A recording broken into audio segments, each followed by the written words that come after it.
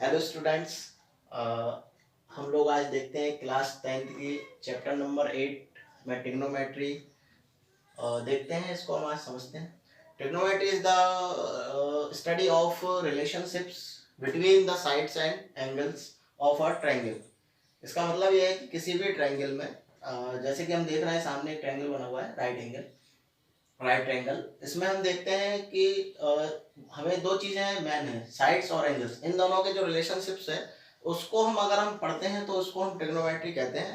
तो मैं इसके आपको ट्रिग्नोमेट्री के बेसिक्स समझाता हूँ। ये होता है इसमें राइट एंगल, ये होता है थीटा।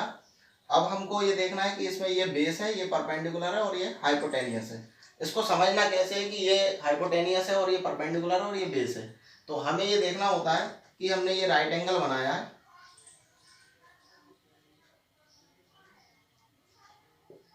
अब इसमें मान लीजिए कि यहाँ पे थीटा है, तो थीटा के सामने जो भी साइड होगी उसको हम हमेशा परपेंडिकुलर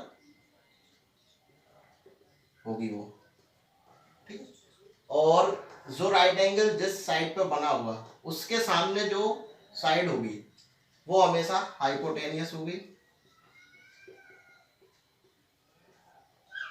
हाइपोटेनियस साइड जो होती है वो सबसे बड़ी होती है तीनों साइड्स में, और इसको हम बेस कहते हैं जो थीटा और राइट एंगल पे बनी होती है।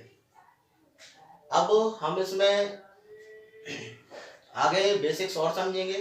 ट्रिग्नोमेट्री में 6 ट्रिग्नोमेट्रिक रेशियो होते हैं जिन्हें हम देखते हैं। तो फर्स्ट होता है अपना साइन थीटा, सेकंड होता है कॉस थीटा, थर्ड होता है टेन थीटा। अब साइन थीटा का अपोजिट होता है कोसेक थीटा, कॉस थीटा का अपोजिट होता है सेक थीटा, और टेन थीटा का अपोजिट होता है कॉट थीटा।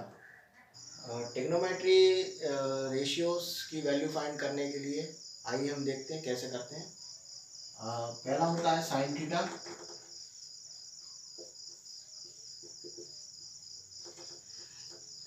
तो साइन थीटा होता है पी अपॉन एच। फिर होता है आपका कॉस थीटा, वो होता है बी अपॉन एच। थर्ड होता है टेन थीटा, ये होता है आपका पी अपॉन बी।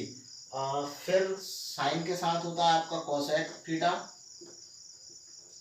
ये होता है आपका एच अपॉन पी। फिर होता है आपका सेक थीटा, ये होता है आपका एच अपॉन बी। फिर होता है आपका कॉट थीटा, ये होता है बी अपॉन पी।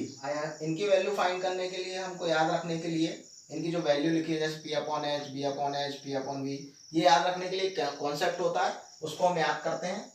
उसको याद करने में हमें सरलता होगी। जैसे ये कॉन्सेप्ट लिखा है एच एच बी, है ना। ये होता है आपका साइन थीटा, ये होता है आपका कॉस थीटा, ये होता है आपका टेन थीटा। फिर ये होता है आपका कोसेक, सेक, और ये होता है आपका कॉट थीटा। तो इसको सरल तरीके से कैसे याद करेंगे? पाकिस्तान भूखा प्यासा, हिंदुस्तान हरा भरा, यानी P for Pakistan, B for भूखा और पी फॉर प्यासा। इसी प्रकार ये देख सकते हैं। इसके लिए एक और है, अगर आप भूल सकते हैं, पंडित बद्री प्रसाद और हर हर बोले। ठीक है, कुछ बेसिक्स और हैं, मैं आपको ये और समझा देता हूँ। ट्रिग्नोमेट्री के अंदर कुछ अपोजिट होते हैं एक दूसरे के।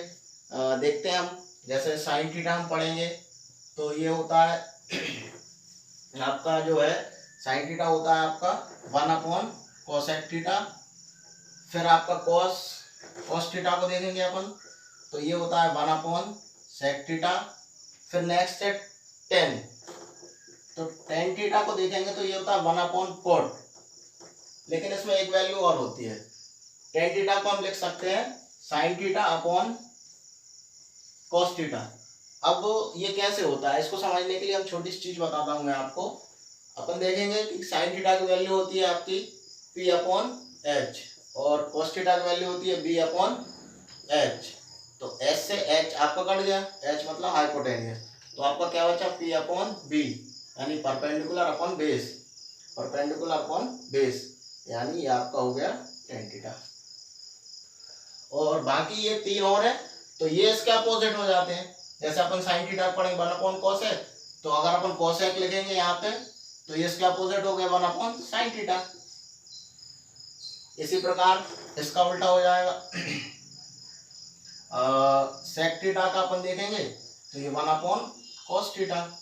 नेक्स्ट आपका इसका उल्टा ये हो जाएगा tan theta, sorry cot theta is equal to हो जाएगा आपका 1 upon tan theta.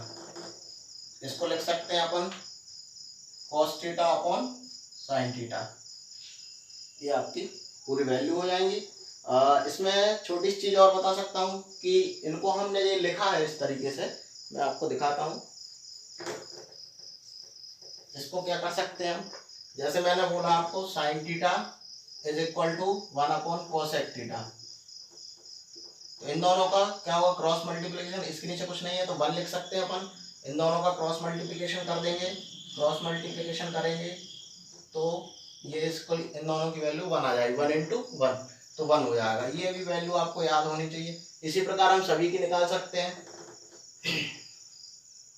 Next one है आपका cos theta is equal to 1 upon sec theta, तो इन दोनों का क्रॉस मल्टीप्लिकेशन करेंगे तो cos theta into sec theta is equal to 1 हो जाएगी। तो ये वैल्यू आपको याद होना चाहिए। ये सरल है लेकिन याद होना चाहिए हमको कि आपके जो नेक्स्ट क्वेश्चंस आते हैं पेपर्स में उनको सॉल्व करने में बड़ी आसानी होती है। एक और रह जाता है आपका tan theta is equal to 1 upon cot theta, तो वही tan theta into cot theta is equal to 1। आज की इस वीडियो में इतना ही, और आपको जो भी डाउट्स होते हैं वो आप मुझे कमेंट करें जिसका मैं रिप्लाई दूंगा और अपने डाउट्स क्लियर कर पाएंगे आप लाइक करें, इस वीडियो को शेयर करें और सब्सक्राइब करना ना भूलें ताकि ऐसी ही और वीडियो मैं आप तक पहुंचा सकूं।